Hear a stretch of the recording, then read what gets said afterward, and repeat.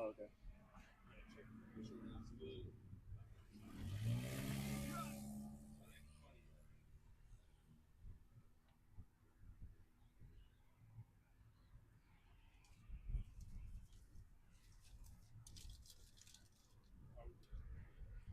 All right. So yeah. So we can go ahead and get started in Wisdom of Solomon 5. Is the other recording still posted or is it deleted? That you just started? Okay, well, hey, again, giving all praises unto Yahweh, Bahashem, Yahweh Shai, Bahashem, Rashakadash, giving double honors to the apostles, the elders of GMS, and salutation unto the hopeful elect scattered across the four corners of this earth. The broadcast got messed up, so we had to restart, but we're gonna go ahead and get started. Because in this chapter, like I mentioned, this is a very prophetic chapter. Um, this and this chapter is going into the mindset of the wicked.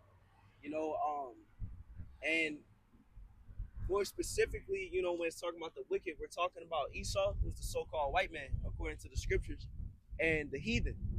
Those who are ruling over this world today. But by extension, you have the wicked amongst the nation of Israel, who are a counterpart unto the wicked heathen ruling this world today, because they are following in the spirit of the wicked rulers. They are following in the ways of the wicked, which are set up in power.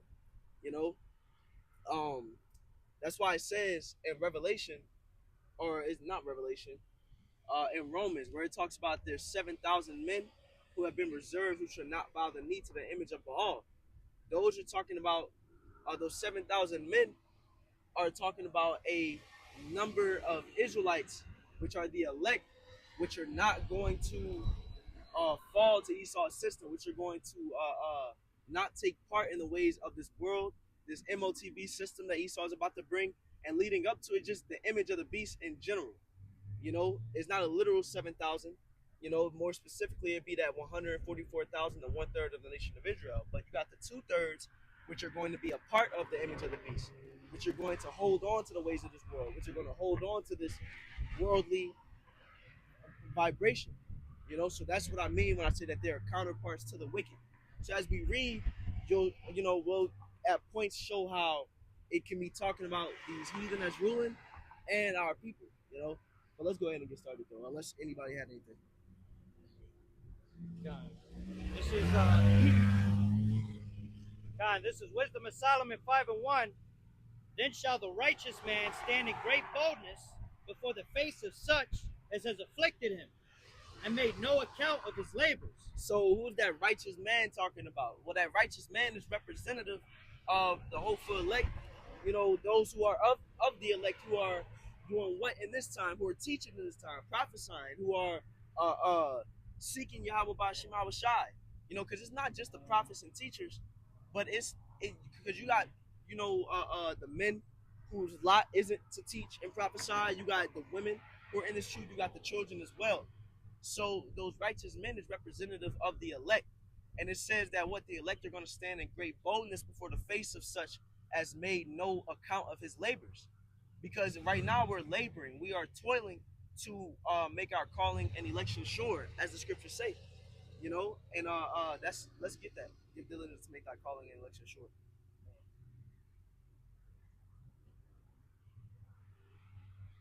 This is the book of 2 Peter chapter 1, verse 10. It says, wherefore the rather, brethren, give diligence to make your calling and election sure.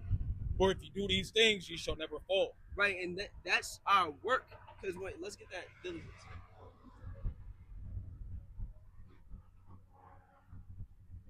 When you get this word diligence, it goes into Strong's G 4704, which is spoudazo, which says to hasten, make haste, to exert oneself, endeavor, give diligence.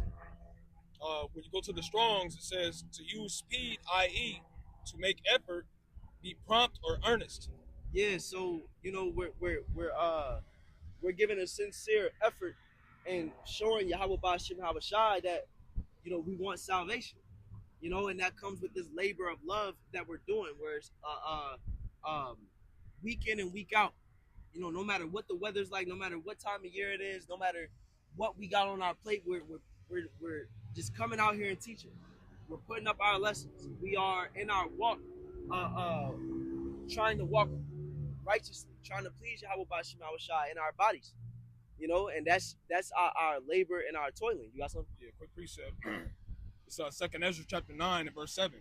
It says, and every one that shall be saved and shall be able to escape by his works and by faith whereby ye have believed shall be preserved from the said perils and shall see my salvation and within my borders, for I have sanctified them for me from the beginning. You know, and just backing the brother up, because like it takes faith, and it takes what says works without faith is dead. You know, one without the other is being alone. You know, so the elect, those who are the hopeful elect, like the brother's talking about, you know, these are the men that are gonna they're gonna constantly uphold what Yahweh Shem Yahweh Shai have deemed to be good, you know, such as good works, doing the work, feeding the sheep, you know, going into prophecies, so on and so forth. All right, and up until it says up until the end, like it says, occupy until I come. You know, so the elect is gonna fulfill their lot. But, yeah. Now, when you go back to that Wisdom of Solomon 5:1, it says that our labors, because this is a mighty work that we're doing. We're ushering in the second coming of Yahweh Shai. We are the prerequisite to this entire world changing. And so it's a beautiful thing that we're doing, but it says that labor is not being made. There's no account being made of it. We're not receiving our due credit. We're actually being afflicted for this work that we're doing. You know, and that's first and foremost by Esau, the so-called white man. Why? Because look at all the ways that he's afflicted us, and the way that the scriptures say that he's going to afflict us for what we're doing. He be knocking down brothers' pages, you know, flagging brothers' pages, putting. That's what we was getting out the car. I'm not sure if you heard me, but that video we posted from today got a copyright on it. I'm like, we didn't even play no videos. I got a copyright. Yeah. You know what I'm saying? But that just shows that, you know, Esau is hindering our work, you know, and it's going to get as far as us being imprisoned, us being targeted, made criminals for this work that we're doing. You know? Probably from that music that was at the beginning. I played like a short clip through the edit. I played a short clip of music with a screenshot of the article. So that's possibly where it came from. I'm like, we didn't play no music in the video, but okay. Because Esau does do that, but you know, I have to recollect. That's understandable. I got Revelation 2 and 10. Fear none of those things which thou shalt suffer. Behold, the devil shall cast some of you into prison. Yeah, and that's a prophecy. It's saying, fear none of those things which thou shalt suffer. This is going to happen. Some of you are going to be thrown in prison for this truth's sake. You know, and that's because what? Esau is going to want everybody to bend the knee to his system. And we're completely adverse to it. As a matter of fact, we are saying that Esau, your system is wicked and is going to fall. It's going to be replaced by our Lord and by our nation. And that pisses Esau off. So while he wants everybody to bend the knee, we are defiantly standing while everybody else is kneeling and cursing Esau out to his face. And so what? It says that some of us are going to be in prison. And Esau is going to try to break some of us who are in this truth to follow after him, to follow after his system. And it's going to be a time of testing. That's why it calls, in Revelation 3, it says that it's the hour of temptation. We don't got to get it, you know, but it says it's the hour of temptation. Why? Because these end times we're coming into is going to test to see if we're truly loyal to the program, you know. Now, let's read Wisdom of Solomon 5:1 again.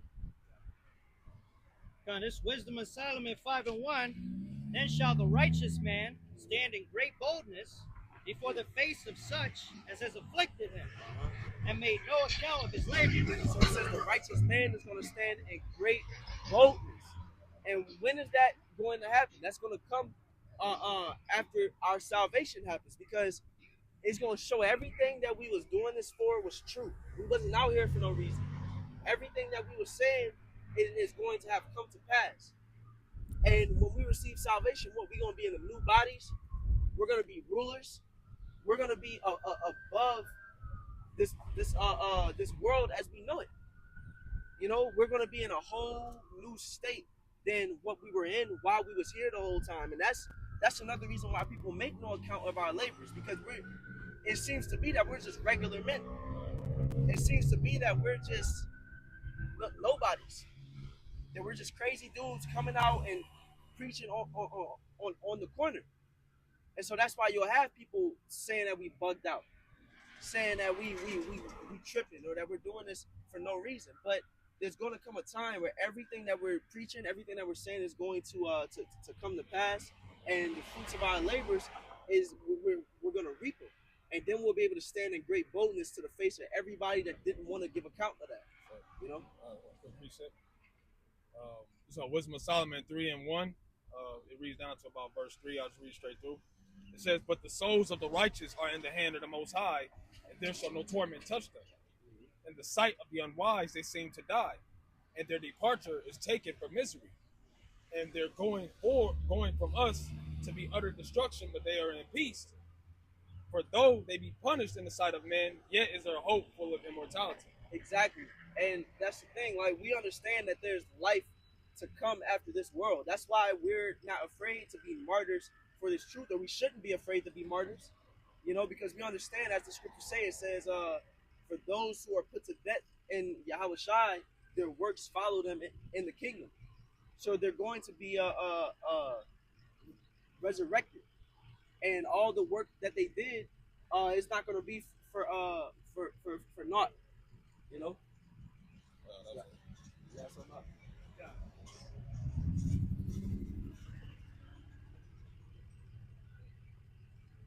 Con, this is the same one. Basically, there was more to it. Revelation 2:10.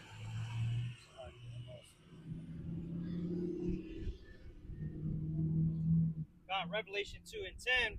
Fear none of those things which thou shalt suffer. Behold, the devil shall cast some of you into prison, that ye may be tried, and ye shall have tribulation 10 days.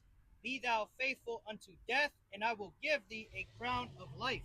Yeah, and like it said, that imprisonment, you know, it says what is that we may be tried, and you know, you try gold, you know, and that when you try gold, you put it through a process of melting the gold down.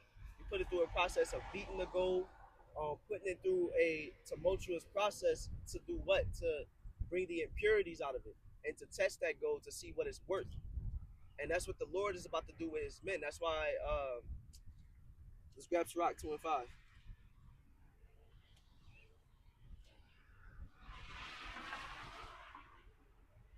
This is the book of Sirach, chapter 2 and verse 5. It says, "For gold," can I go up a verse?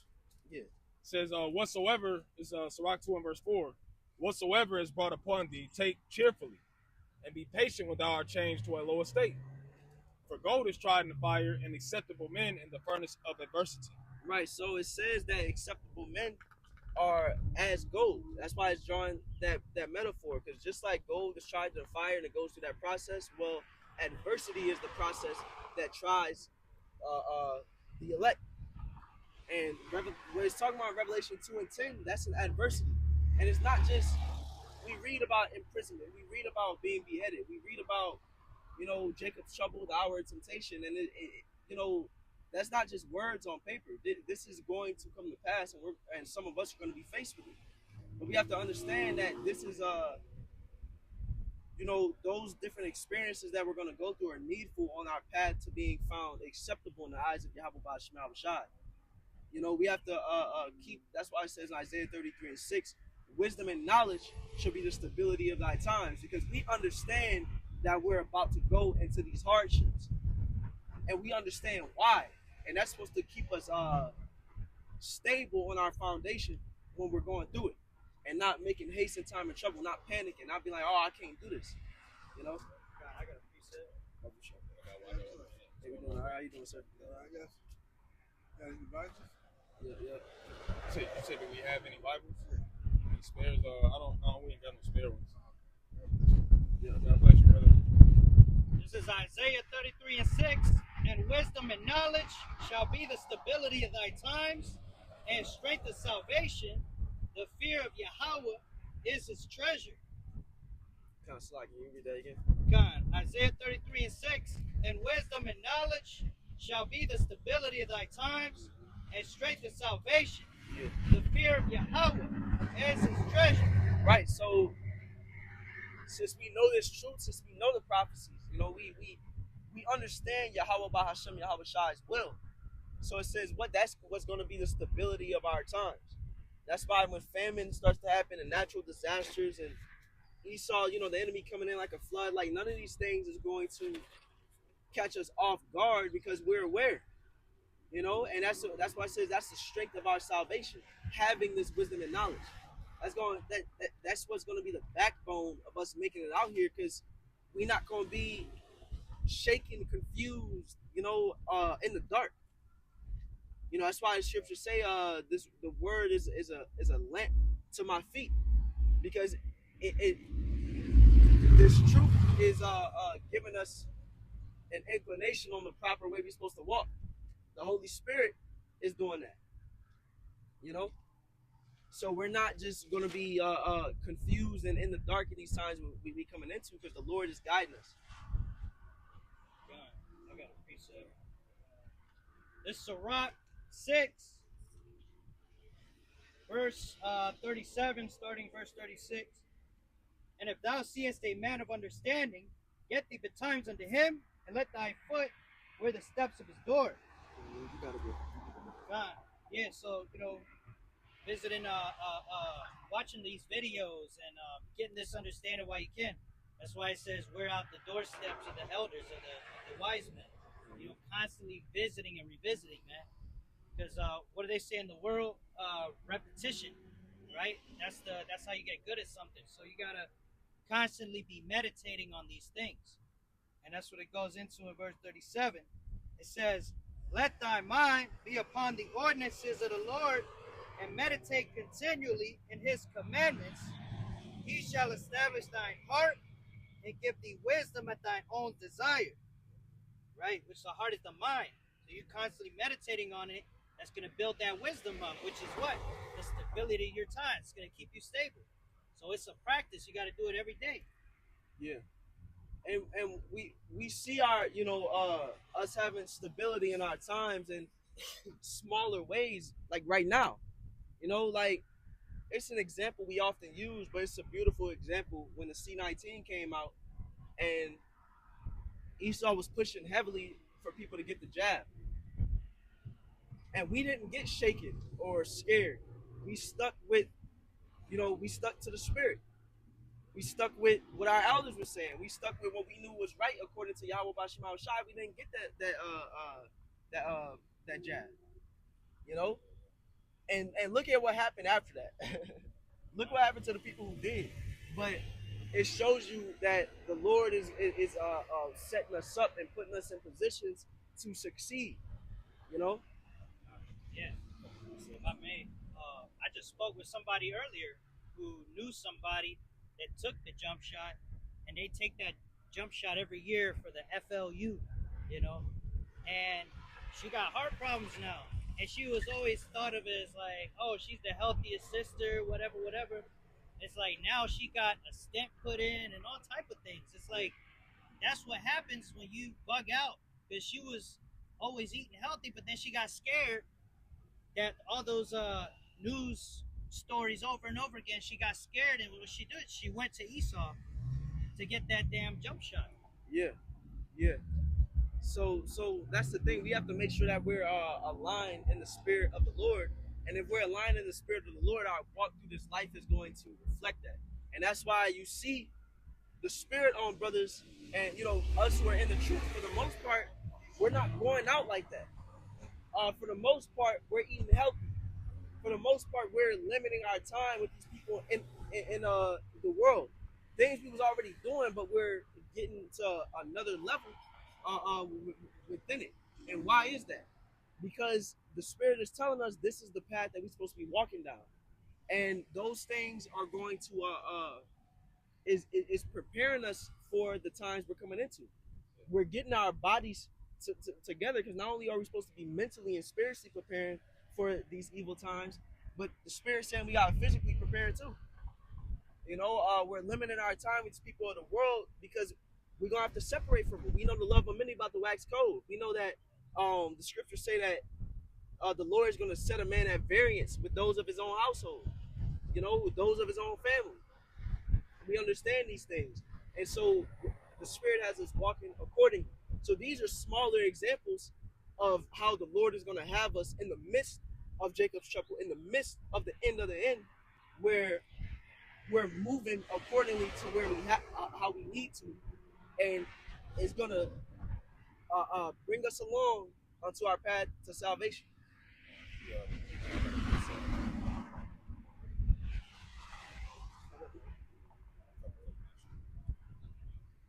Yep, this is the book of Colossians, chapter 2 and verse 6.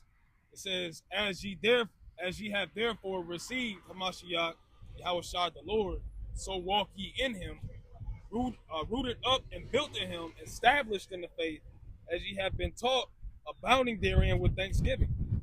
And which all that is good. I mainly brought it out for like what the brother was saying, walking in the Lord.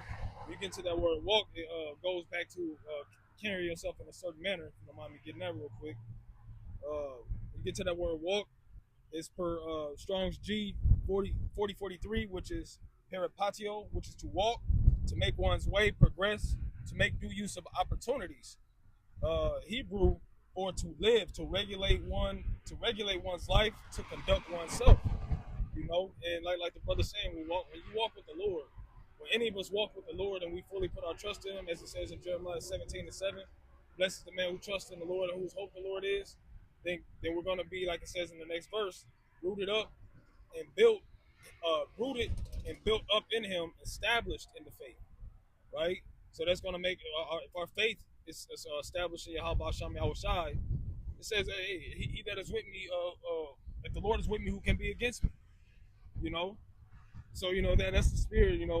Just want to land back off of that, man, because these are the times we're coming into, and this time we all have to work on shit, small, small things. Like one of the elder brothers here says a lot, is it brings out that scripture in Sirach where it says, "Continue small thing, he that continueth small things shall fall little by little."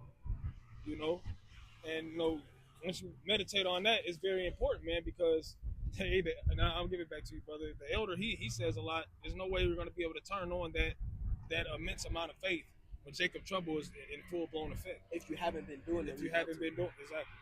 But you got it, brother. Yeah. So that's why we because the elder just did a video recently. He said obedience makes this walk easy, and if we got to be obedient to the Holy Spirit. We got to be obedient to Yahweh Ba'Shem Hawashai, and like I said, obedience makes this walk easy. If you're on a sports team and your coach is telling you how to succeed, if you're a fighter or you're on a basketball team, a football team, your coach saying this is the move you need to do. This is how you're gonna beat them. If you follow that, it's gonna make it easier to beat whoever your opponent is. But if you're just trying to figure it out on your own, then of course it's going to be harder. You're going to struggle more, So it's the same thing. The Lord has given us the blueprint. The Lord has men set up for us to follow and us to heed unto. The Lord gave us these scriptures, and if we're obedient to the Lord's will, then we're going to walk right along to salvation. Not that it won't come with difficulties, but it's going to be a lot harder than if we're trying to do our own thing. I got a precept. This is Proverbs 6, verse 23. For the commandment is a lamp, and the law is light, and reproofs of instruction are the way of life. And that's the thing, because in 1 Thessalonians, it talks about how we are children of the day and not of the night. And it says that darkness had not overtaken us. And why not? Well, look at what this scripture is saying. It's saying because we're taking heed unto the scriptures. At the end of the day, this is what our lamp is. This is what our light is. This is what is illuminating our path. So for those who are in darkness, it's because you're not taking heed unto Yahweh Ba'Shem Hawashai and the ways that He's given us to walk in. And this, if there was ever time to repent and to turn to Yahweh Ba'Shem Hawashai and get with the program, the time is now. It says the scripture say it's high time to awake out of sleep. Because when we're going to go back to that wisdom of Solomon, where it talks about that righteous man standing in great boldness, having a sense of righteous pride, in the face of his enemies. That's going to be for those who was doing the right thing. That's going to be for those who was, making sacrifices in this time. Those who was seeking righteousness in this time, and they're going to be able to stand with their head up high. But for those who ain't doing right amongst our nation, they're not going to be of that same ilk of those who's going to be that righteous man standing in boldness. The wicked going to have to be destroyed on this side and reborn into the kingdom. And while they're going to be in the kingdom at the end of the day, while the 2/3 are going to be reborn into the kingdom and they're going to take part in the second covenant, they're not going to be of that number of the elect. There's going to be a difference between those who receive salvation on this side and was the first to enter the kingdom, and those who, because when they had liberty on this side, they want to walk in wickedness and they had to be destroyed to make it into the kingdom. It's not the same, I got a piece of it. This is Daniel 12:2. And many of them that sleep in the dust of the earth shall awake, some to everlasting life, and some to shame and everlasting contempt. So it's talking about the Israelites. You're gonna have some that's gonna wake to everlasting life, and some that awake to everlasting shame and contempt. And again, all Israel shall be saved, as the scriptures say. But there's a process to all Israel being saved. And those who were 2/3 who were reborn into the kingdom, they're going to forever have that thought in their mind, like, man, like I didn't take heed when I had the opportunity to. I was giving this man hell, and he was one of the Lord's chosen. That's going to be something that's a shame, And even though we're going to be good in the kingdom, that's still going to be something that gnaws at, those with 2/3 minds. You got something? Yeah. This is the book of Revelation, chapter 20 and verse 6. It says, "Blessed and holy is he that have part in the first resurrection. And on such the second death have no power. But they shall be priests of the Most High and of Hamashiach, and shall reign with him 1,000 years." Yeah, you got it, bro. So just like the brother was going into, because there will be certain Israelites that will not make it. What's that first and foremost? What's that first resurrection, right? That's Jay getting beamed up. That's the elect getting beamed up into the chariots, man. Okay, because on that second, it says that second death have no power. Because why? There is going to be utter destruction going on. 2/3 and the heathen are not going to be able to escape the judgment that's coming, right? But what does it say right after that? It says they shall be priests of the Most High and of Hamashiach.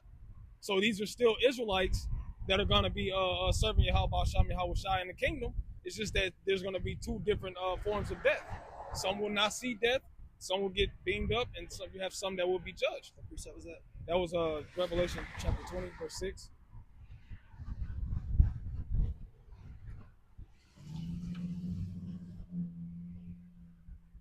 So yeah, and I think it's beautiful the way that the Lord is doing it. That those 2/3 who are reborn in the kingdom are going to be reborn as children of the elect. And it's crazy because they're gonna remember. We're gonna remember our past lives. We're gonna remember what we was doing on this side. And you may have it that your parents or your family members or maybe friends, no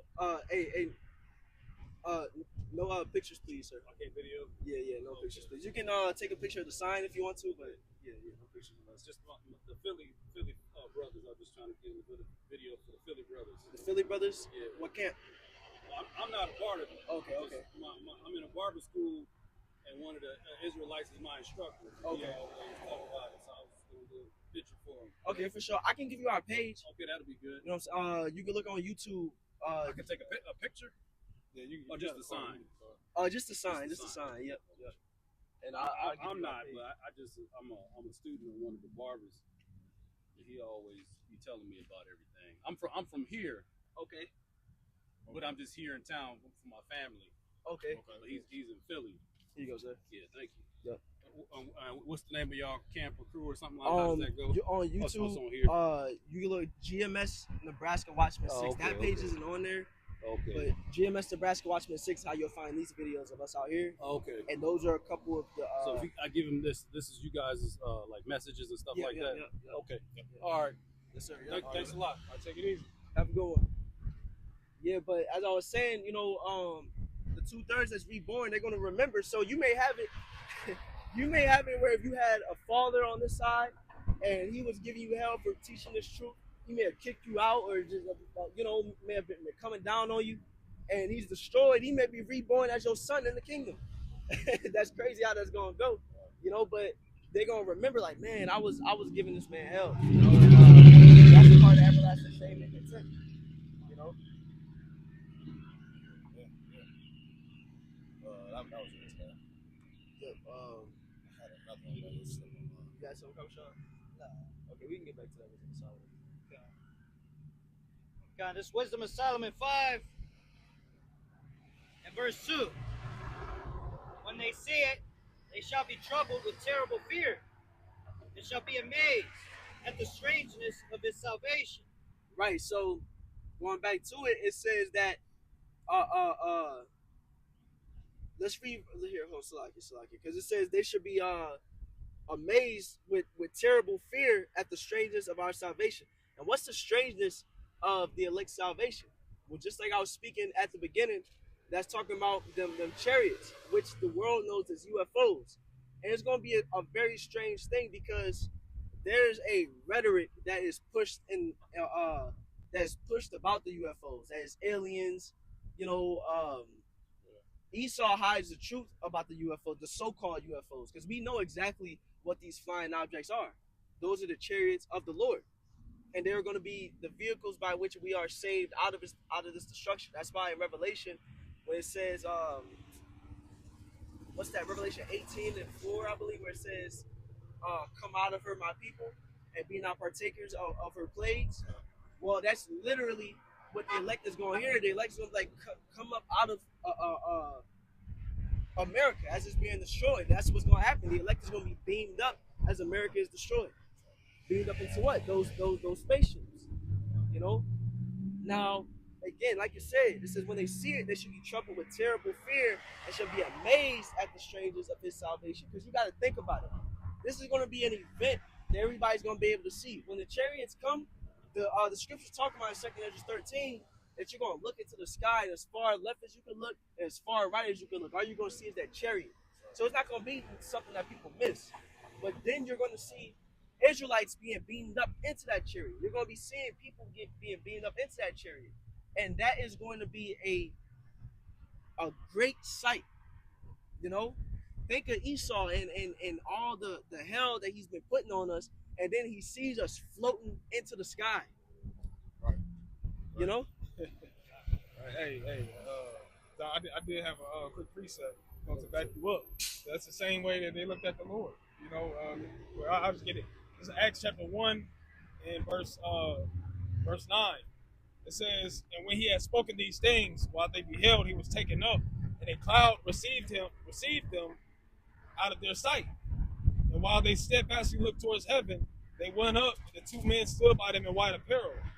Right? Which that's pretty much it, because it says, well, I'll just finish it off. It says, "Which also said, ye men of Galilee, why stand ye gazing up into heaven? This same Yahushua, which is taken up from among you into heaven, shall in like manner come in like manner as ye have seen him go into heaven." You know, and just really going off of how they were amazed in.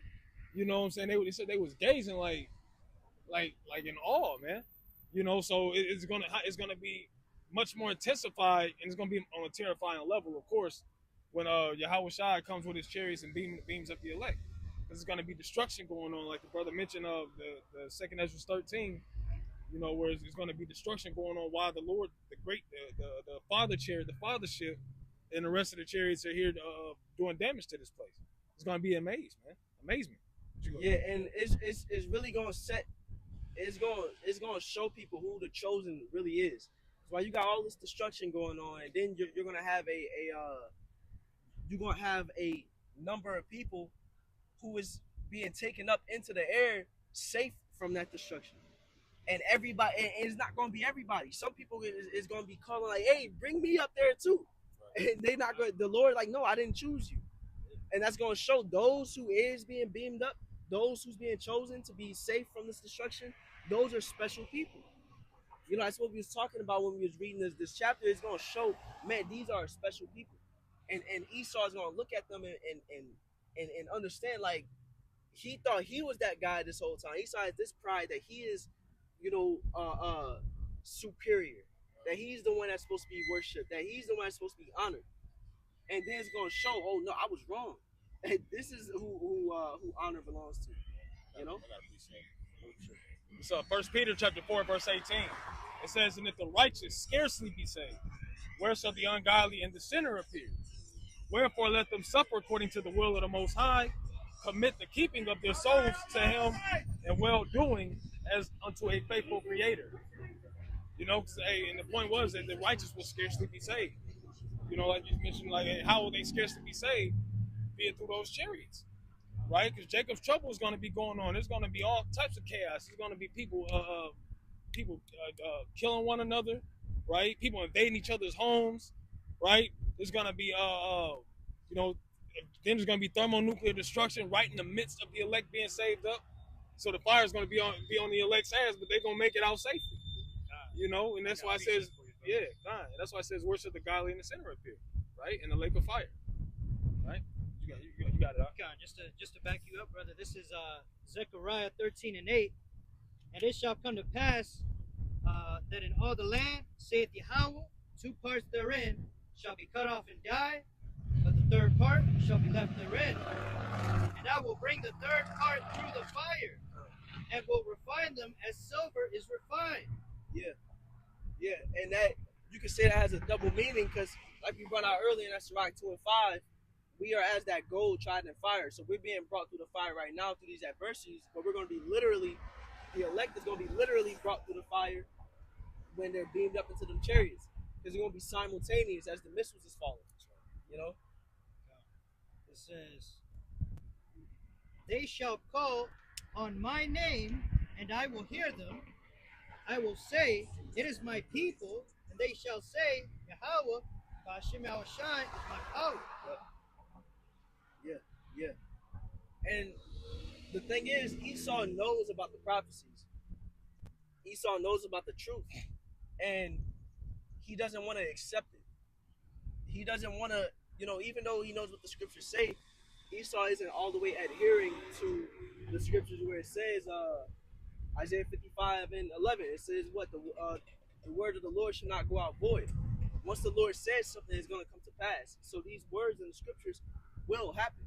But Esau thinks that there's something he can do to circumvent it. Esau thinks, he has a thought in the back of his mind, well, maybe, you know, what if it's not true? What if I can rule forever? You know? And his whole bubble is going to be burst once this time comes of our salvation, his world's, his kingdom's destruction. You know? But we can get back to everything in Solomon. That's all right. So. This Wisdom of Solomon 5, verse 3. "And they repenting and groaning for anguish of spirit shall say within themselves, This was he whom we had sometimes in derision and a proverb of reproach."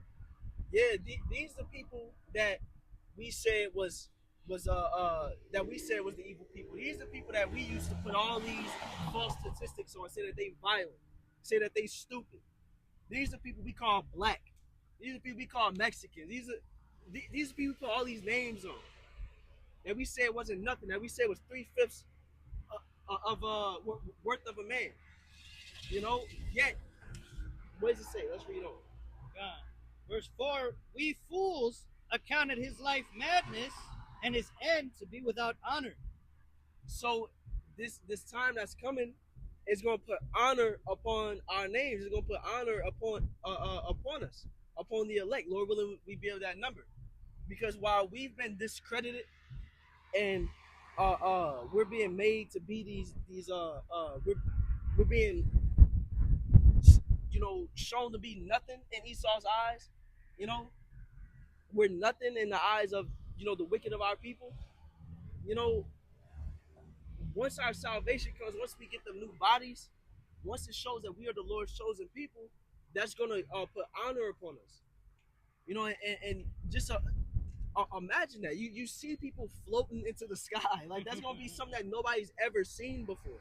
So it's gonna show for them, for that to be happening to them, that means that they're on another level than us.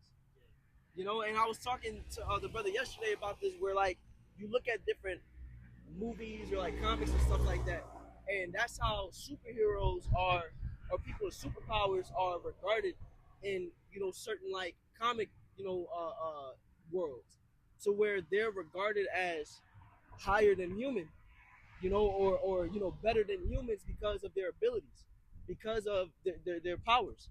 If you watch the Batman versus Superman movie, you know, because of how mighty Superman was, you had the humans on Earth, which was giving honor unto him, reaching their hands out to him. They recognized him as a special being, you know. And Esau was trying to vilify him, but he couldn't, because Superman, well, he was just a good person. But that's the thing. The elect of the nation of Israel, they are going to be the just like, you know, how Superman was in that movie, to where there's going to be honor brought into him, because people are going to see, man, this is a you know, these are the people that the Most High is working with. You know, these are the people that are above us. These are superior people, not us. Because with all this technology that Esau got, Esau can't fly. With everything that Esau is going to want to do to try to stop his world from being destroyed, he won't be able to do nothing about it. And then he's going to see that these same niggas, spicks, or whatever the case may be, is being saved out of it. Oh, I was wrong.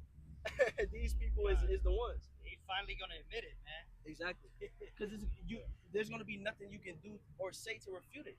It's going to be proof in the pudding. Was it more than what you had, brother? That was just that verse. Yeah, it's the whole chapter. Okay. Oh, okay. I thought you had got a precept. I got a precept on what you were just speaking on. So Zephaniah 3 and verse 19, it says, "Behold, at that time I will undo all that afflict thee, and I will save her that halteth, and gather her that was driven out, and I will get them praise and fame in every land where they have been put to shame." You know, just like the brother was saying, hey, in the, you know, when the kingdom is set up, the Israelites, all right, these people on the sign, these are the ones that's going to be the new celebrities, the new, no, they go, hey, like I said in Isaiah 2, they're going to be running to the mountain of the house of Israel to what? To receive the law, statutes, and commandments. You know, we're going to be those. The Most High is going to set us on high, man. Of course, there's an order within that, but He's going to set the Israelites on high. You know, in every place where we've been winning the captivity, where we've been like we're reading in Jeremiah the 45th chapter, where was it the 46th chapter, where you had the nation Moab skipping at our downfall, right?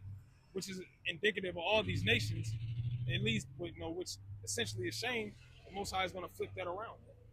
Okay, but yep, that you got it, brother. That's it. Okay. I had something I was about to say. I lost my train of thought. If you want, I get this missed. Double check. Elders bring it out a lot. This is a reversal of fortune, meaning a reversal of fortune refers to a sudden dramatic change in a person's groups, or nation circumstances. Most commonly describes an unexpected flip from wealth, power, and success to poverty or ruin. Yeah, and let's go. Oh, Bible shot. Can we get Revelation chapter 2, verse 9? Okay. Because this precept we about to grab is showing this reversal of fortune. You know, that's what it's called, reversal of fortune. Okay. Yeah, this is about to show that it belongs to us. Hey, Esau about to have, well, the wicked. You know, the wicked rulers of this earth. You know, Esau and the heathen, they about to have a reversal of fortune. Because they got these, you know, money that you can't even count.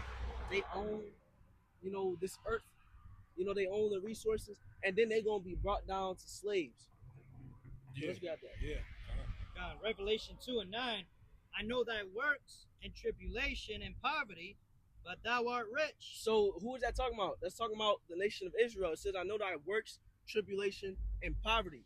And we are the impoverished in this earth today. We are the lowest of the low. You know? But what does it say? It says, but thou art rich. because the kingdom, these prophecies that we read about, that's like a what's it called when a parent signs off those documents that like when they pass away, it's gonna go to their children. An inheritance. We have an inheritance that is promised unto us, and it's just a matter of time before we actually get to reap the benefits of it.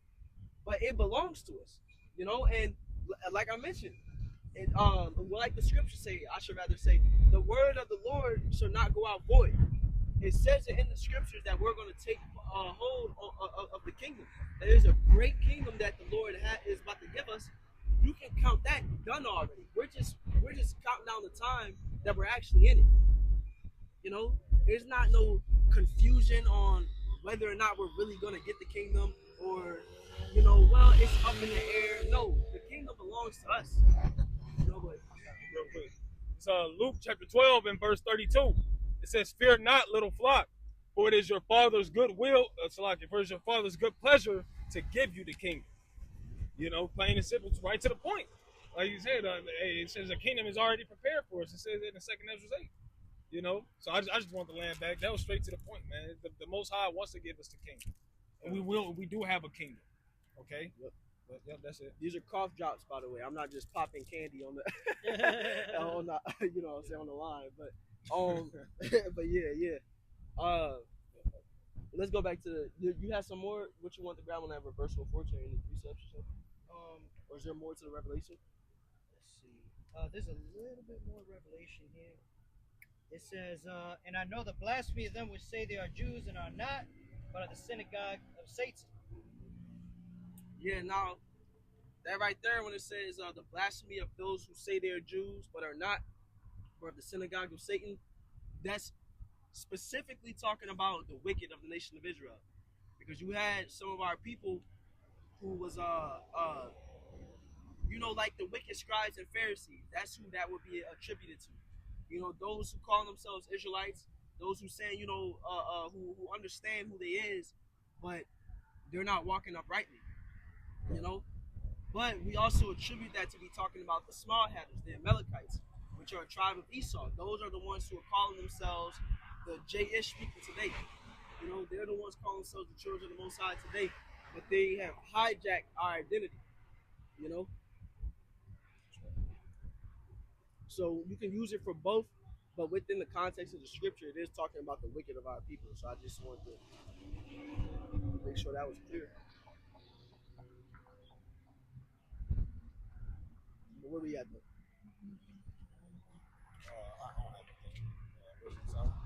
We get back to God. Wisdom of Solomon 5 and verse 5. How is he numbered among the children of the Most High, and his lot is among the saints? Yeah.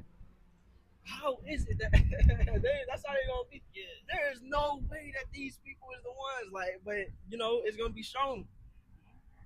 And it says, how are these the children of the Most High? How are these the saints?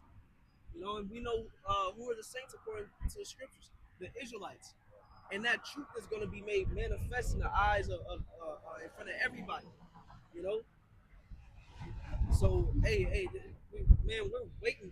We're patiently waiting for this time, but we're hastening the coming of the Lord at the same time, because this right here, this is about to change everything forever. This is about to finally place us in the position that we're supposed to be in. Now, for a time, why are we in this position right now, being impoverished, being the lowest of the low? Because we was disobedient towards Yahweh Ba'ashem Yahushai. So we had to go through a punishment. But the time of our punishment is coming to an end. And you have the elect which have gotten in their right minds. The Lord about to give them he's about to place them back in a rightful order. And not only is this time that's coming going to serve to put honor upon us as a nation, but specifically Yahweh Ba'ashem Yahushai.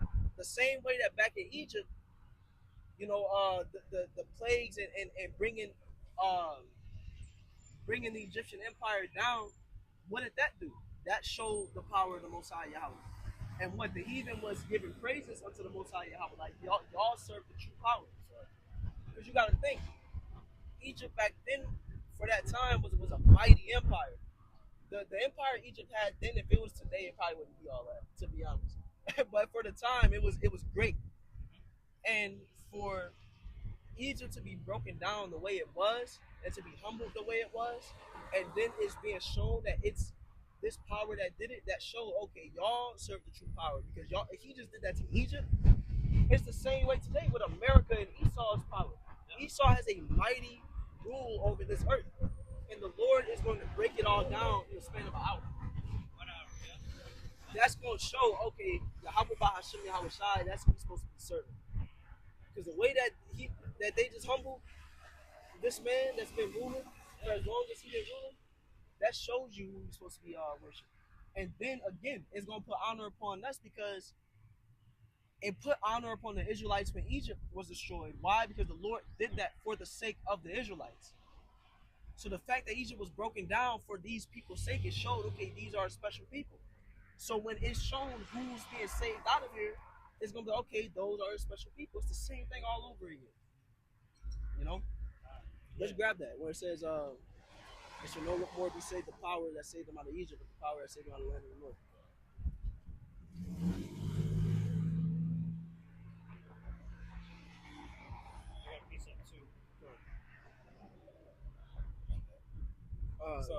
Jeremiah 16, verse 14 says, therefore, behold, the days come, saith the Lord Yahweh, that it shall no more be said, the Lord Yahweh liveth, that brought up the children of Israel out of the land of Egypt. But the Lord Yahweh liveth, that brought up the children of Israel from the land of the north, and from all the lands whither he had driven them, and I will bring them again into their land that I gave unto their fathers. So what's the land of the north? That's talking about North America. That's talking about where we're at right now. And it says what? Also the lands which we have been scattered, because the Israelites are upon the four corners of this earth. You know, we're primarily here in America. We're all over the planet. And that's why we say this truth is not a black thing, because we're amongst all the different heathen of this earth, and we are going to look like the heathen sometimes because of, you know, the Israelite men getting with the heathen women, and the babies coming out looking different. But you are an Israelite by the blood of your father. So just to throw that out there real fast. But yeah, it's no more going to be said, you know, this is the power that brought them out of the land of Egypt, because that's how, you know, the Most High is talked about. You know, but he's going to have a new attribute onto his name, a new title, so to speak. This is the power that saved them from America. You know, this is the power that brought them out of Babylon the Great. You can grab what you got. This is Lamentations 4, verse 22. The punishment of thine iniquity is accomplished, O daughter of Zion. He will no more carry thee away into captivity. He will visit thine iniquity, O daughter of Edom. He will discover thy sins. Khan, yeah, just showing how this is the final captivity, man. You know, all throughout the ages, we'll come out of captivity to go right back in. But this is it. This time, we're going to be set up as the rulers of the earth forever, man. Yeah, And, it's like Go ahead, brother. because I was gonna say we will be taken out of captivity and go back in, and taken out and go back in. Why? Because we was a stiff-necked people, and we hard-headed, so we will always go back to following the ways of the heathen and following these other gods. But Yahweh Shai is going to nip that in the bud, because what he's doing is establishing us in the second covenant. And in the second covenant, righteousness is written in our inward part, so we'll never be able to go back unto a wicked way. When we're in the new bodies, wickedness is going to be impossible for us to commit. Like, literally, it's going to be like we can't do it. We can't even fathom it or think it. You know? Because that was our kryptonite, was that sin. It wasn't that the nations were stronger than us, it's that we kept disobeying and breaking that covenant. Because when we was in our right mind and walking in righteousness, these heathen couldn't do nothing against us. They couldn't stop us, no matter how much numbers they had, no matter what you know, weapons they had. If the Lord was on our side, we wasn't going to lose. You know? But as soon as we started being wicked unto the Most High, well, he wasn't dealing with us. We didn't have his protection. So therefore, we was exposed, so to speak. And that's why it's a whole book of Judges based off of that. you had certain judges that were raised up in Israel. Some would come and do wickedly. Guess what would happen to Israel? They would have to reap the benefits of a wicked king. Pretty much they're following his way. Then you will have a righteous king that will come, and it just bounced back and forth. But like the brothers were saying, we always fell off because of sin. That's always been the case, you know. Yeah. But you know, like you were saying, and I'll give it back to you. It's like that's why the kingdom is the kingdom of Yahshua, or the kingdom of Yahweh Shai is going to be everlasting. For the sake that ain't gonna be none of that shit in the kingdom. Ain't gonna be no filth in the kingdom, man. Yeah. And that's why, the Lord ain't gonna set the whole nation of Israel up at the same time in the kingdom. That's why you got the elect that's gonna be saved first, and then the 2/3 gonna be saved after, because the elect are the ones who are gonna have truly learned the lesson and changed. The elect are gonna be the ones that's looking at the past and seeing what we did to piss the Lord off, and like, okay, let me stop doing that to the best of my ability. Let me call on Yahweh through Yahweh Shai and walk righteously. And what pissed the Most High off? Following the ways of the heathen. What pissed the Most High off? Serving these other gods. And that's why it said, I have reserved to myself 7,000 men who have not bowed the knee to the image of Baal. You're going to have 2/3 of our people who are still going to be following the spirit of Esau. We're reading Wisdom of Solomon, we're reading the mindset of the wicked, which is Esau and the heathen. But again, you can attribute this to our people too, because they're counterparts of Esau's wicked mindset. Just like Esau is afflicting us and not making account of our labors and looking at us the way he's looking at us, well, then you got the 2/3 of our people who's doing the same exact thing in their own way. Why? Because they want to keep on celebrating birthdays and celebrating Christmas and keep on living their lives in this place. They want to see this kingdom go on. Esau wants to continue to rule, and the wicked of our people want this rule to continue to go on because they just want to live their lives in America. They want to live their lives in this world. So that's what I mean when I say they're counterparts of the wicked rulers. But you got So Jeremiah chapter 5 and verse 28, it says, "They are waxing fat, they shine. Yea, they overpass the deeds of the wicked. They judge not the cause of the fatherless, yet they prosper, and the right of the needy do they not judge." And just really wanted to get that because it says that our people, they have overpassed the deeds of the wicked. And we know Esau, Edom, to be he is the wicked. He's extremely vile in character and moral. But it says that, that's where that comes from, us overpassing the deeds of the wicked, is conforming to his ways and taking it to another level. Like you got Moses out here. What did Jake do? They put on a whole what was that, masquerade, was that Lady Marmalade type makeup, drag, and they make it look good, so called, Huh? I'm not, you know what I mean? That shit is extremely vile. I'm like, because we're not into that, man. I'm for edification's sake, just Jake takes it to another level, man. Why? Because liberty has been given to do as thou wilt. So they're gonna, you get Jake an inch, gonna take him out, man. Yeah, Jake be mastering different arts of wickedness. Yeah, exactly. Jake, you got some Jake that's mastered the art of being a mode, where you could dress up as a drag queen and start looking like a woman and shit. But Esau do that too, though. Yeah. Esau is to be the founder of a lot of these wicked ways, and Jake just take hold on it. But the thing is, the difference between Esau and the heathen being wicked and Jake being wicked is that with the heathen, you expect them to be wicked because that's their nature. Right. It's different with Jake being wicked because we all supposed to be righteous. So when you got wicked amongst the Israelites, it's almost like it's worse because you're not supposed to be like that. We're expecting Esau to come down upon us, but when you got 2/3 coming down upon us, it's like you a snake in a way. And that's even worse. Somebody that's a betrayer.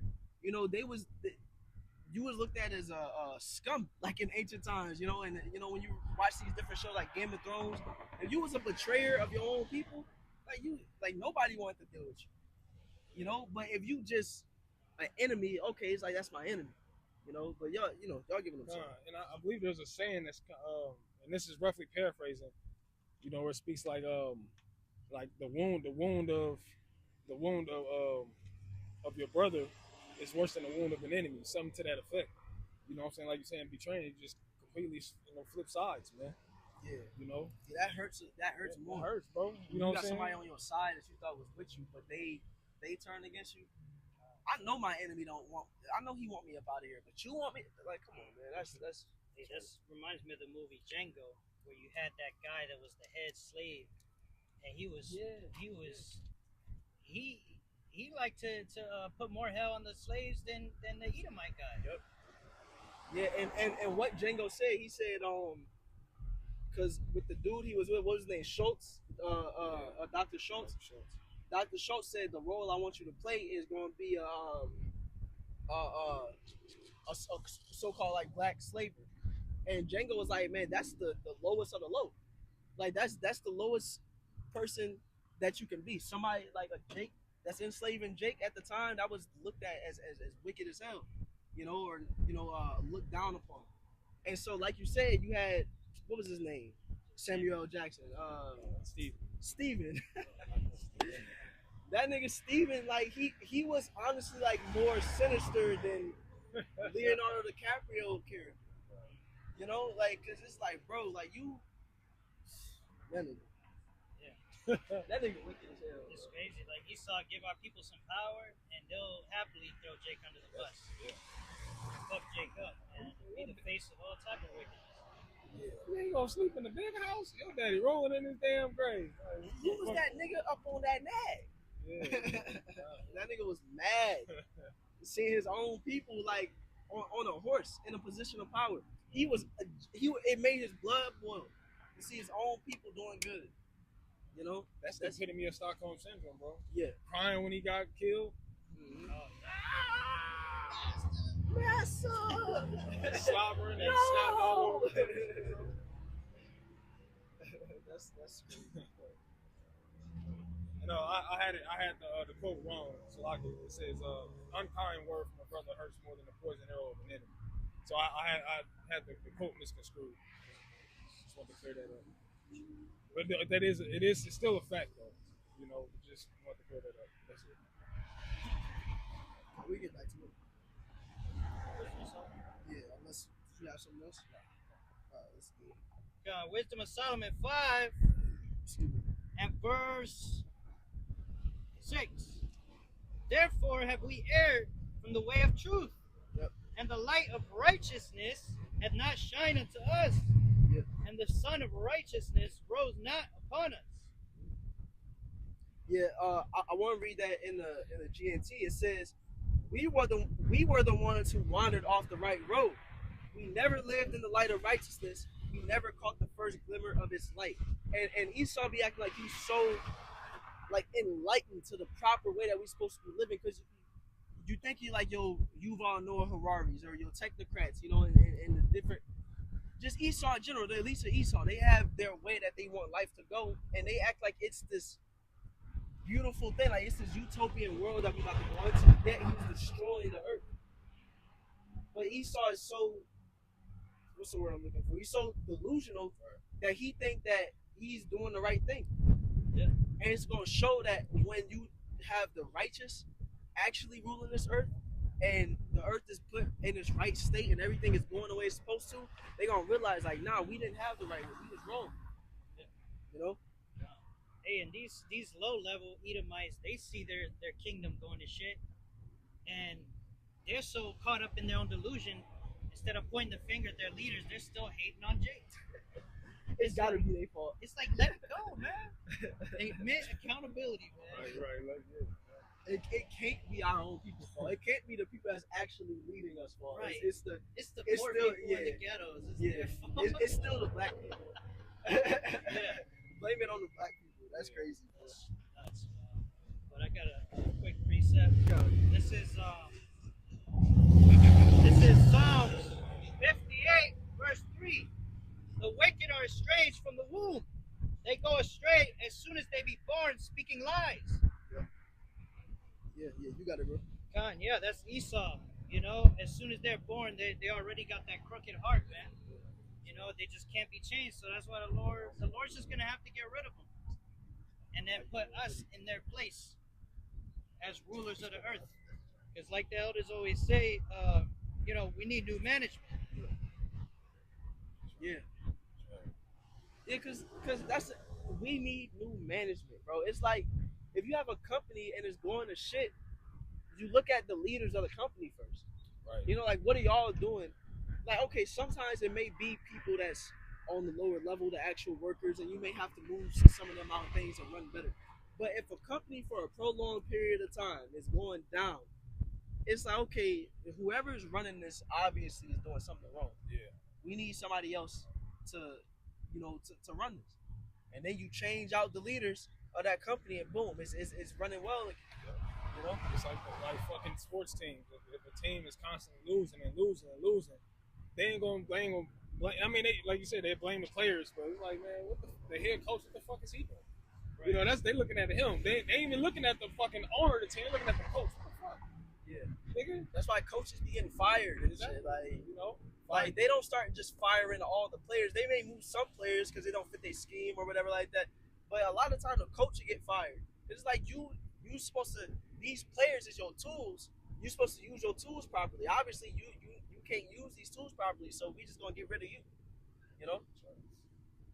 And that's why it says, what's that, Sirach chapter 10? Con. Let's grab that. Con, this is Sirach chapter 10. And let's see. 4, we could start at yeah, you could honestly start at the top, bro. Con. Sirach 10 and 1. A wise judge will instruct his people, and the government of a prudent man is well ordered. So we know Esau is not a prudent or a wise man, because it says the government of a prudent man is well ordered. And we see this American government is all over the damn place. Trump just making choices. You got people, his own people that's up there on that governmental level. They can't even agree on shit. You know. Half of them will be voting for one thing, and then half of them is voting for another thing. Man, like, America is in shambles, bro. Yeah, it's divided, and then these different leaders of these other countries see it. They like, man, America's all over the place. You know, that threw me off. I think it's like a Ishmaelite, but he had a do-rag on. But America's the laughing stock of the world right now, bro. Yeah. It's a fucking joke, big ass fucking joke, man. Ran by the head of who's the head of the circus? Not Trump. The head of the circus. Hey, even their allies. Yeah. Allies always talking shit they about allies. NATO and EU, they like, man, yeah, exactly, yeah. Yeah, you got Trump talking about he want to take Greenland, and that's your allied land. Yeah. Like, what are you doing? How greedy can you be? Imagine waking up as the prime minister of Denmark and you hear your homie like, yeah, you about to take Greenland. Like, y'all just roll out of bed and call him. What are you talking about, bro? What's going on? I've seen you on the news all you about to take Greenland, bro.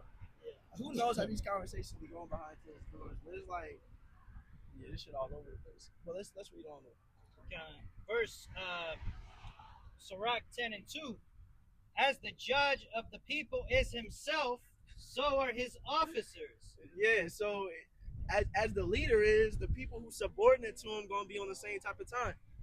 You know, because and you know they're the same type of people because they're not speaking out against him.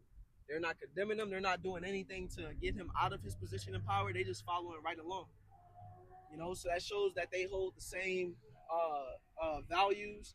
And if they don't, that means that they just bootlickers.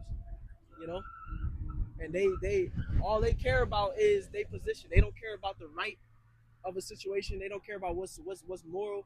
They just care about being in the position they in. They ain't not gonna say anything because if they did, they'd get pushed out. You know.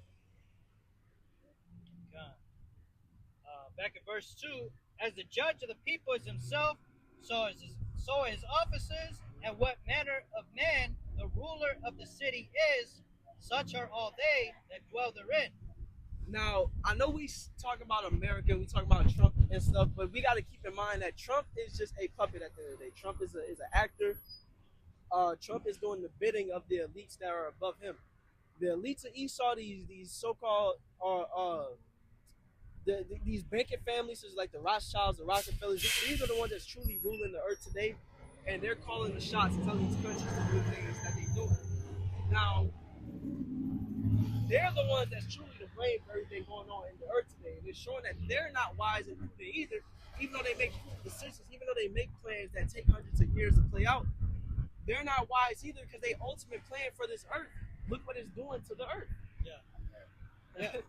Yeah, hey, they're building all these data centers, fucking up the ground, fucking up the water supply. Me and the brother Yako were talking about it the other day. They're gonna build a 67 square mile large data center. That's like a whole fucking city, man. That's very unwise. Yeah. Hey, like I was talking to the brothers about it last night. There's a where was that, in Texas, right? No, in Georgia. It was in Georgia where you had like somebody that was speaking on the state of Georgia and its water crisis that it's having. They were showing, okay, well look, they hit like a mason jar, and it looked like it was like hot cocoa. But they said this is the drinking water in Georgia right now because of these AI data centers being put up. That's terrible. You know, and it's horrible, man. So he saw it.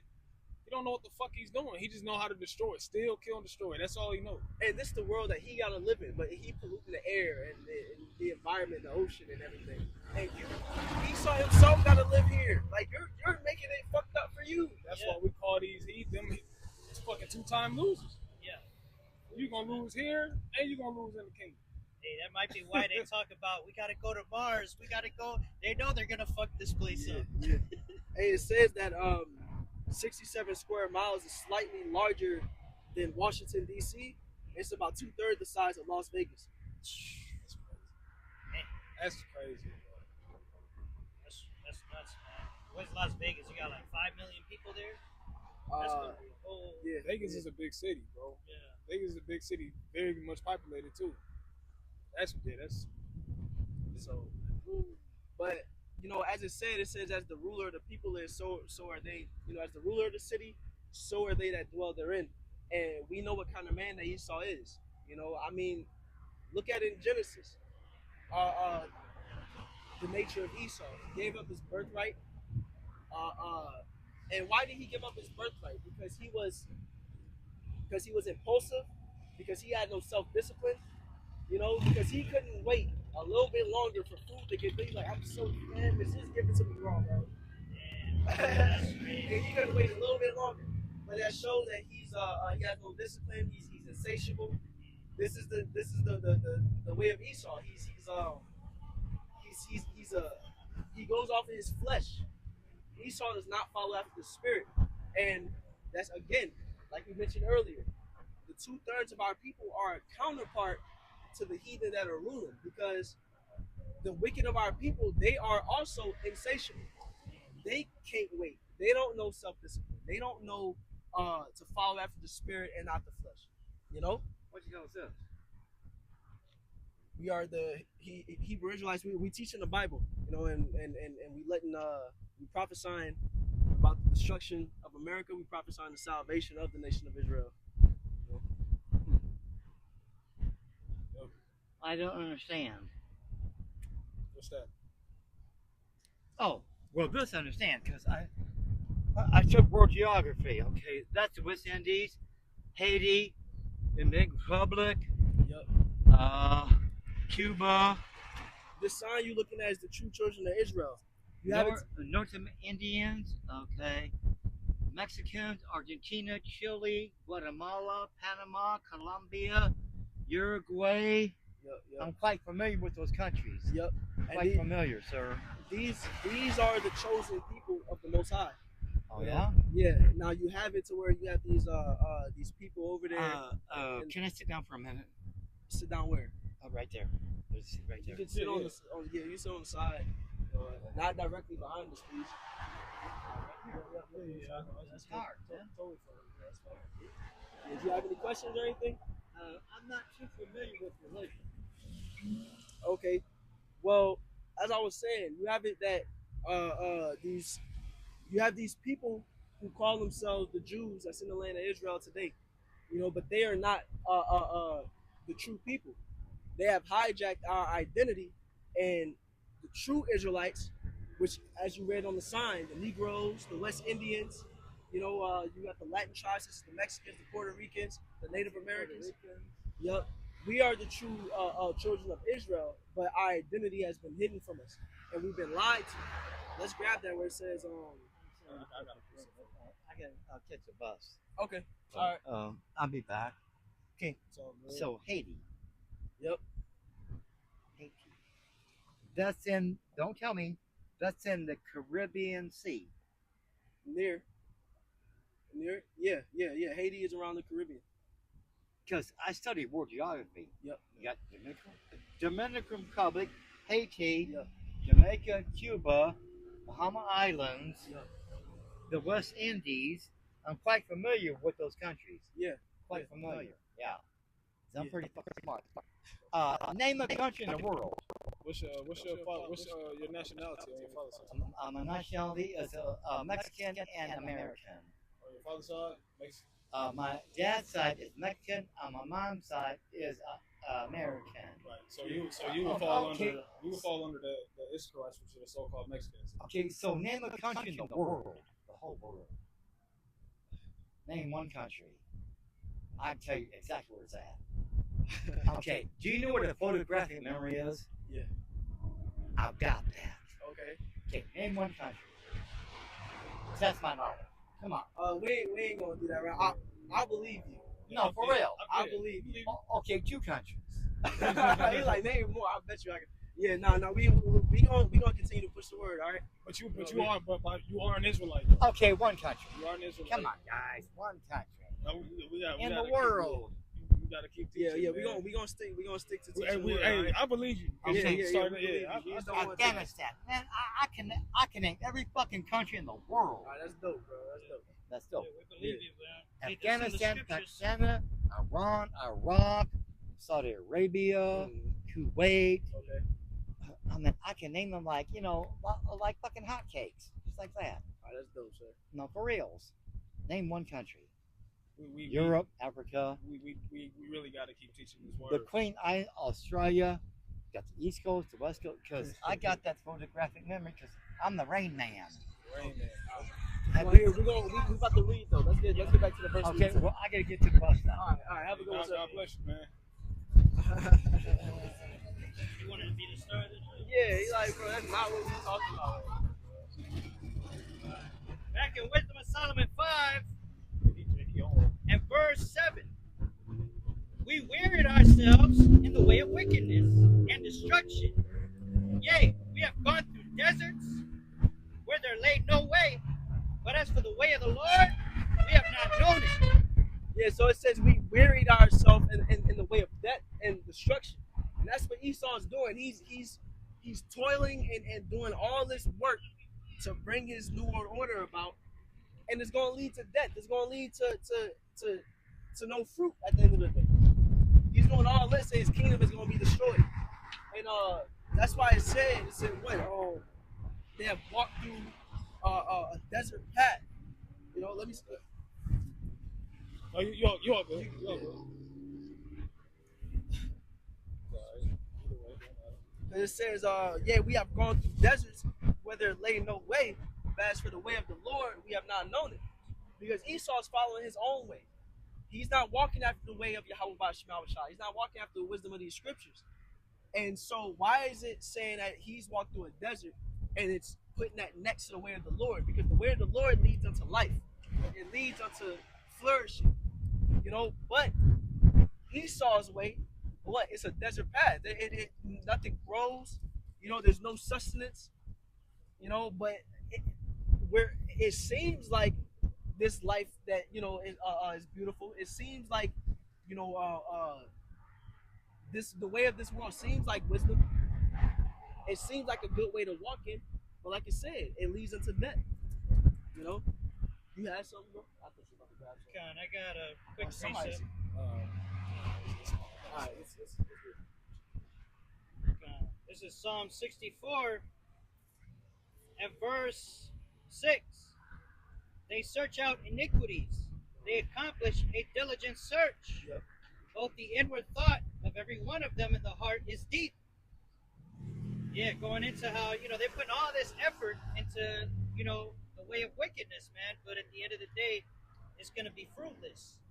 Like the brother said, it looks good. We got technology, we got cars, we got all these different trinkets and food and things we could buy at the store. But you take a closer look and it's all leads to death. Your food is GMOs. These cars are killing you and polluting the air. It's fruitless at the end of the day because the Lord is going to destroy this place. Yes. Some people think this world on point because they got Netflix. like this place got to be on point. We got unlimited streaming. Yeah. Like no. Hey, it's like HBO bundle. yeah. Hey, it's like in a perfect world, you wouldn't need that bullshit. Exactly, because life would be entertaining enough. That Right. would give you something to. You would want to go outside and experience and chill with animals and be able to explore without having to pay Esau for his planes and a passport and all that. But you gotta sit inside and watch TV because once you get off of work, all you want to do is just chill on the couch because you're tired. I have no energy left to do anything. You don't got no mental, barely got mental, energy. So you like, whatever, let me just turn something on that I could just get on autopilot real fast. That's why TV goes so hard. Because we wore out and Esau know, okay, let's give him some easy entertainment. Phones, social media, laptops, or these screens. But people think this technology is why this, why people think this world on point because we got all this technology. Like you said, in the kingdom, we're not going to need none of this technology. And life is going to be so much better.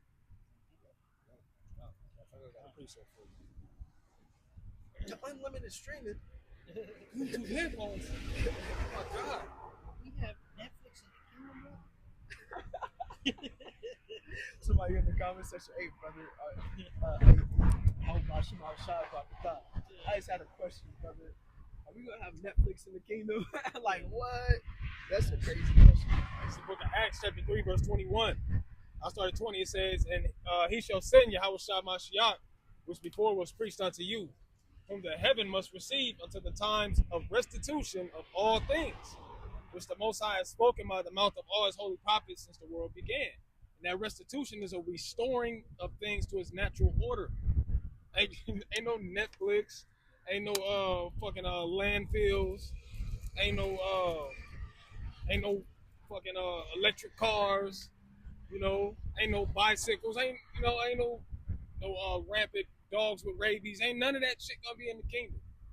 Ain't gonna be no fucking theater-sized TV, 72-inch flat screen TV with with the Roku on it. Ain't none of that shit gonna be in the kingdom.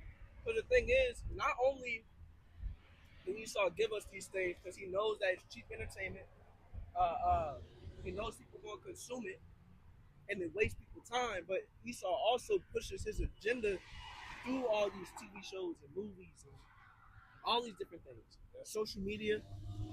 Esau knows he can brainwash people through these mediums. So that's another reason he gonna continue to push it down our throats. But I just want. And it's just because we were speaking on the technology, because it's more than that. It's more than that. The world is in shambles right now. It says in Romans 8th chapter, it says the whole creation groaneth because of the rulers that be. So it's talking about being agriculturally this place is fucked up, morally this place is fucked up. Yeah, it's right. It goes on and on. Like the system of life that we in general. We're getting paid weekly and bi-weekly and shit. You know what I'm saying? Like the way that we have to work shouldn't we don't worship or we don't keep the Sabbath. We don't keep the land Sabbath. Well really none of the laws is really pushed. None of the biblical laws is pushed in America. Of course you got like murdering is a crime. But I mean like the the other biblical laws. Adultery is running rampant. dating culture is like that's a way that's like a desert. Yeah. Because the way that the Most High set up how man and woman is supposed to come together, that leads unto life. And then what Esau come in and say, hey, you can be gay. Right. Esau come in and say, hey, you can get a contraceptive. Like condoms that's not going to be a thing in the kingdom. Take a plan B. Plan B's is not going to be a thing in the kingdom. You know? But that, it's just small examples like that. Like these things microwaves ain't going to be a thing in the kingdom. Fast food ain't going to be a thing in the kingdom. You should be able to have time to cook and eat. Why is everything got to be so fast paced? Exactly, bro. That we don't have time to cook a real meal. We got to eat bullshit. Just shovel it down your throat real quick. Like even like the break times at lunch. I was just about to say the lunch breaks at work, bro. Yeah. Oh, you got 15 minutes, 30 minutes. They don't even pay you for it. It's like, motherfucker, I'm here. I don't want to be here these 30 minutes. Pay me for my lunch. You know? You gotta goddamn walk back from break eating your fucking lunch because you ain't got enough time to sit and relax, man. Yeah, some jobs are set up to where like the 30 minutes, that's you barely got that. Cause I'll put it like the job that this brother worked at, I used to work there as well. It's like once your break start, you gotta walk all the way to the break room where your food is probably at. You gotta warm the food up. Who knows how long that's gonna take? So that's damn near 10 minutes of your break gone already. And then you gotta hurry up and eat because you're gonna have to put your food up, then walk back. You know what I'm saying? And it's like that's not 30 minutes. That's like 15. Yeah. You know. Then they're making no better. Because not only do you have, because we had more than one break room, but now they tore a whole another one down that's closer to where we work at. So we didn't have no, where the meat might be smoking and shit at. Yeah. They tore that whole shit down. Why? They redoing the freezer. So they tore all that shit down. So now you don't have a choice but to walk over there. And sometimes Jake don't even want to fucking clock out, man. Yeah. Let me sit down. I'll be back in a few minutes. And then not only do you have all these variables that I mentioned, but after you warm your food up, it's hot as hell. So you got right. You still got to hurry up and eat it. You burning all the inside of your mouth and shit. Yeah, right. Man, that's fresh. That's Bro, you gotta go right back to work. You still chewing your food while you walking back to the that's crazy, bro. Yeah, but this world is fucked up, bro. So that's why it calls it a desert, because this place compared to the kingdom, like Esau, nothing flourishes under Esau. There's never been a time that Esau was ruling where life was perpetuated. I can't believe I can't remember the brother I heard say that, but it was a beautiful way that he put it. Any time that Esau has ruled, life was not perpetuated under his rule. Not like when King Solomon was ruling, there was 40 years of peace. Like not like when we come into our kingdom and the earth is going to be in a beautiful state. No, every time Esau ruled, there's all type of war going on, all type of instability in his own rule. Well, shit, like you had mentioned it, I get the precept. Like you had mentioned it, he don't seek after the ways of the Most High. If you seek after the ways of the Most High, like you mentioned, King Solomon was a perfect example. He was a man. He was one of them that upheld the law, statutes, and commandments of Yahweh Shem Yahweh Shai. He moved in the fear of Yahweh Shem Yahweh Shai, and that's why we are even allowed that 40 years of peace. Things were in solemnity, man. But every time that Esau rules, I have two precepts actually. It says, I'm gonna start here in Psalms chapter 10, and verse 4. It says, "The wicked, through the pride of his countenance, will not seek after the Most High. The Most High is not in all his thoughts." So Esau has his own agenda, and you just look at him. You think that how Esau is running the world now, how this is a godless nation, how he's he's printing off foods like lab-grown meat, okay, and doing things like that. You think this is something that he just, like, as far as having his own mindset that he just came up with in this generation? No, he been like that, man. Yeah, you go ahead. I'm gonna grab this other piece. Go ahead. Well, I was gonna say Esau create these things, and he think that's code or something. Like that's making him on the level of the Most High, because he can make a lab-grown meat. and that meat don't sustain you the same as real meat because it don't got the same nutrients. Esau think he on point because he can create, because he can make a baby and no humans need to be involved. He can just take an egg and artificially inseminate, but and that's why these babies gonna be coming out crazy as hell. Yeah, because I remember it was some years ago. There was a video that came out. I can't remember if I showed it to Brother Kawashab or the Brother Tazawan, but it was pretty much they was lab grown lamb, and they had them like in a suction bag, so to speak, feeding them through a tube, but it was not a natural lamb, and ain't no telling how, because this was all like 7-8 years ago. I seen this video, so ain't no telling. To the level of Esau, then put these fucking false lamb out, these fake lamb out there, and probably even put them in the goddamn stores for sorry, shit, for all we know. So it's like, makes me think he's like a used car salesman. Like, he'll take a piece of shit car and be like, oh yeah, it's just as good as a Ferrari. And it's like everything he creates is artificial, man. Exactly. He doesn't create anything original. Yeah, you let Esau rule, he gonna make chicken nuggets. Yeah. This is Wisdom of Solomon, chapter 2, verse 24. It says, nevertheless, through envy of the devil came death into the world, and they that do hold of his side do find it. Which is plain and simple. Was that envy? The envy of Esau, Edom, goes all the way back to Cain. Yep.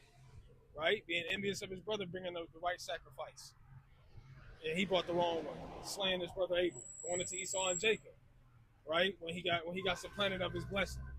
What did he do? As soon as my father's dead, I'm gonna slay my brother. Right? And ever since then, he's been on the warpath, man.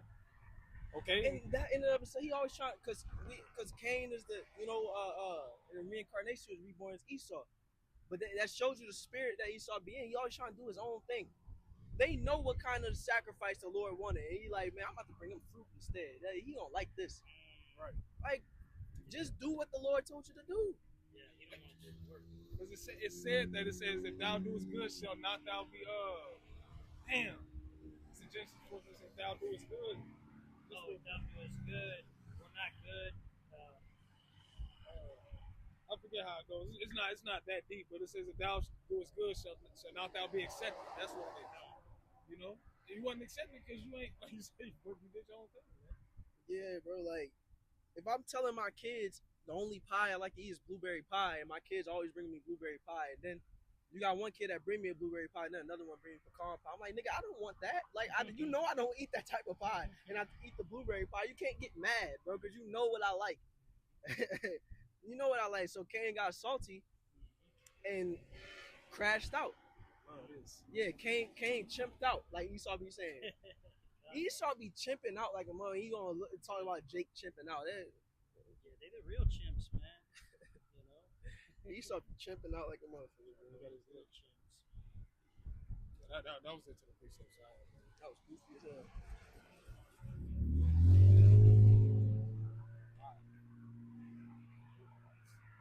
Can't even edit that out the video. Okay. We can get back to this side. God, this is Wisdom of Solomon 5 and verse 7, verse 8. What hath pride profited us? Or what good hath riches with our vaunting brought us? Yeah. What did Esau's pride bring him? That's why it says what in Psalm chapter 10 verse 4, it says through the pride. How'd that go? It says well, I think we grabbed that already. The Most High is not in all his thoughts, but that's through his prideful mind state. Esau is the definition of pride. But he's gonna be humbled though. And like I said, he's gonna ask himself, man, what was all that for? I did all that and for no reason, man. I got that word vaunting for you in the etymology. Vaunt means to speak vainly or proudly, to make vain display of one's own worth or attainments. From Anglo-French vaunter, Old French, to praise, to speak highly of. From medieval Latin, to boast. Look at this. Frequently of Latin venere, to utter empty words. And it's crazy because this whole empire that Esau has built, which is America, it's gonna be wiped away. It's gonna turn into it's literally gonna turn into a desert, like it said in verse 7. It wasn't a Solomon. Like you did all this, and the Lord gonna erase. He's gonna control, alt, delete America. So you even like when Esau's brought down, he can't even relive the glory days and like not relive the glory days, but try to reminisce. Like, man, that was a nice thing that we built. That was, you know, because it's all gonna be gone. It's gonna be for no reason. You know.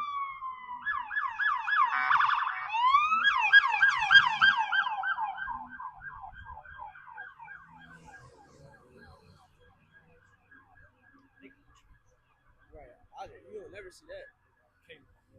But yeah, that like Esau doing all this, and his kingdom gonna be controlled, all deleted. Joel chapter 3 verse 9 says, Egypt shall be a desolation, and Edom shall be a desolate wilderness for the violence against the children of Judah, because they have shed innocent blood in their land. Plain and simple. Because Egypt is synonymous with America, right? Because what is Egypt according to Exodus 20 and 2? It says a house of bondage, and that's what America is. So it's a similitude. So and Edom is talking about the so-called white man. Plain and simple, right? His kingdom, like control all the things. Hey, that reminds me of that precept. Wow, a good catch, brother. That reminds me of that precept in Numbers that goes into how that's a righteous thing, man. You know, the Lord destroying this place, that's the right thing to do. That's not hate. That's balance. You know? If you do something wicked, you should deserve that back to you. I got Numbers 35 and 33. So you shall not pollute the land wherein ye are, for blood it defileth the land.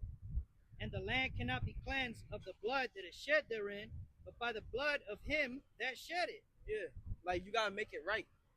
You know, there's no way Esau gonna do all this wickedness. He gonna commit all this bloodshed upon the nation of Israel.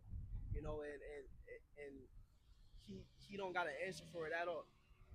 You know, and where's that gonna come through? His blood has to be shed. You know, eye for an eye, tooth for a tooth.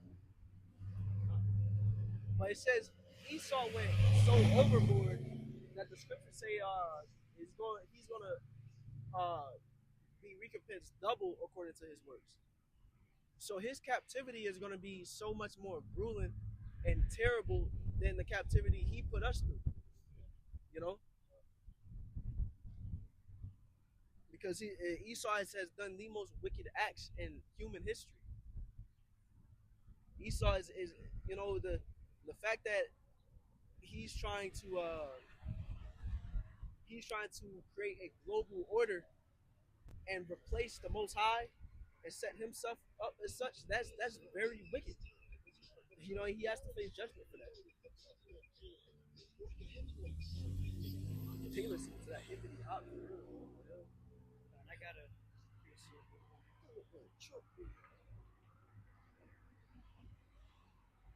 John, this is Psalms 149 and verse 4. For Yahweh taketh pleasure in his people. He will beautify the meek with salvation. Let the saints be joyful in glory. Let them sing aloud upon their beds. Go into it. God, you know, that's going to be in the kingdom of heaven because we're going to have rest. You know, after we receive salvation. Verse 6. Let the high praises of the Most High be in their mouth and a two-edged sword in their hand. Yeah, because we're going to take vengeance upon these heathens. Verse 7, to execute vengeance upon the heathen and punishments upon the people, to bind their kings with chains and their nobles with fetters of iron. Yeah. Slavery's not in the Bible. There you go right there. Yeah. You know, hey, there's too many, you know, hey, you know, you got it, brother. But it says that in the book of Revelation, he that leadeth into captivity shall go into captivity. He that killeth with the sword must be killed with the sword. How hard is that to understand? How hard is that to comprehend? And especially if we're the apple of the Most High's eye. Now, the Most High chasten us, right? But not that he may destroy us, like we read in Jeremiah. He will not leave us wholly unpunished. but he would what? Destroy the nations around us. So and so these heathen nations, if you're not on the sign, your nobles and your kings are going into captivity. Yeah. Period, point blank. God, that's beautiful. Yeah. Started with those elite international bankers, man. Those guys are going headfirst into captivity. And it says, verse 9, to execute upon them the judgment written, this honor have all his saints. Praise ye Yahweh Bashem Shai. Hey, that's an honor, man. That's a beautiful thing. We're not going to do that like, oh, man, we feel bad. Wow. No, we're going to get into it, man. Yeah, it's going to hurt me more than it hurts you. Yeah. Yeah. We're going to take pleasure in that judgment, man, because that's what we got to do. If we let this man run free, he's going to destroy everything, man. That's all I got on that. Yeah. I had to push up real fast to back up what y'all brothers were saying. This is Sirach chapter 10, verse 8. It says, because of unrighteous dealings, injuries, and riches got by deceit, the kingdom is translated from one people to another. So Esau has built up this great kingdom, but the way that he's established it has been on nothing but wickedness, bloodshed, sin at the end of the day. So it has to be taken out of his hand, because you look at what this kingdom is built upon. Like people act like America wasn't built on the bloodshed of the Israelites. Like people just act like they want to forget about that. As a matter of fact, Trump wanted to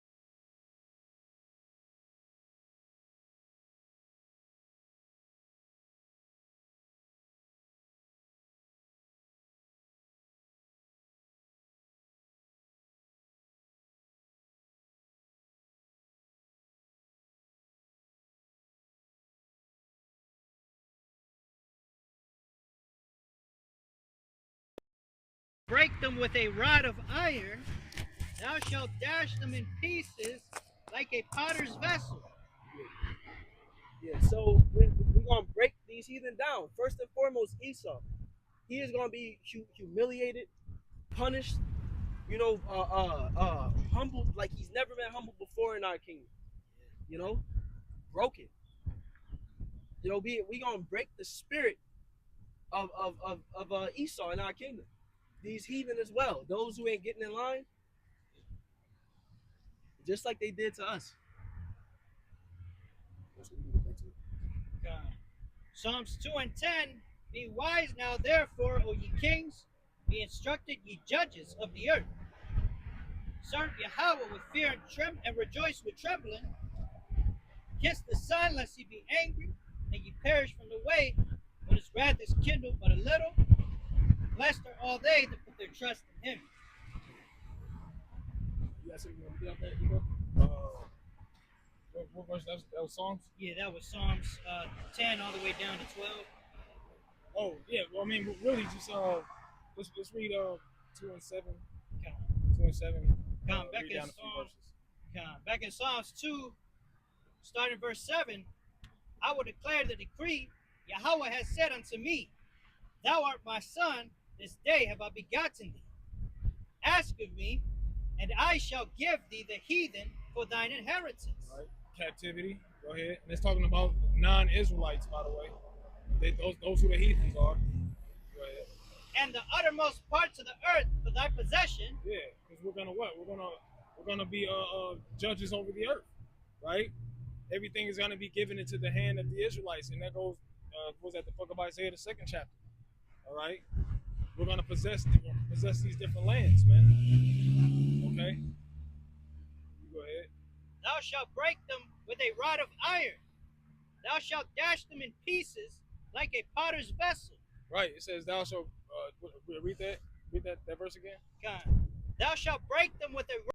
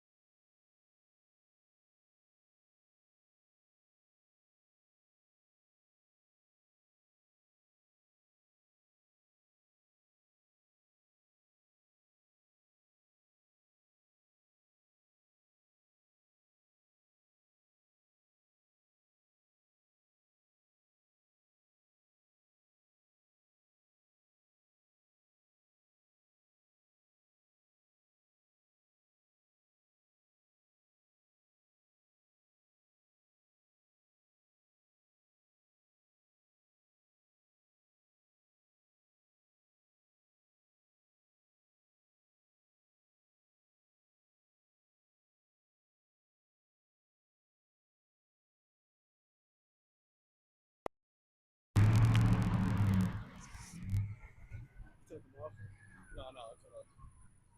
Yeah, All right, we back. Just wanted to get the sound back.